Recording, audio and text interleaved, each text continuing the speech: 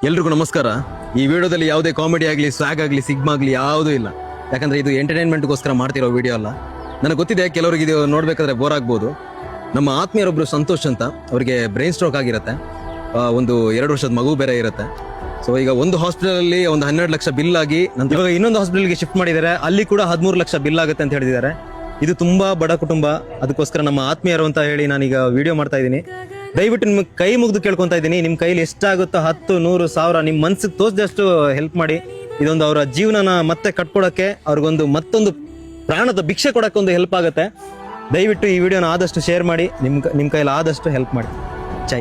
ದಯವಿಟ್ಟು ನಿಮ್ಮಿಂದ ಒಂದು ಜೀವ ಉಳಿಲಿ. ಪ್ಲೀಸ್ ಆದಷ್ಟು ಸಪೋರ್ಟ್ ಮಾಡಿ. 5 ರೂಪಾಯಿ 10 ರೂಪಾಯಿ ಎಷ್ಟಾಗುತ್ತೋ ಅಷ್ಟು ಸಹಾಯ ಮಾಡಿ ಒಂದು ಜೀವನ ಉಳಿಸ್ಕೊಡಿ ಅಂತ ಕೇಳ್ಕೊತೀವಿ. Thank you. ನಿಮ್ ಕೈಲಿ ಕಳ್ಸಕ್ಕಾಗಿಲ್ಲ ಅಂದ್ರೂ ಪರವಾಗಿಲ್ಲ, ಕಳ್ಸೋರ್ಗೆ ಉಪಯೋಗ ಆಗುತ್ತೆ. ವಿಡಿಯೋನ ದಯವಿಟ್ಟು ಶೇರ್ ಮಾಡಿ. ಜೈ. ನಾಳೆಯ ಚರಿತೆಯೋ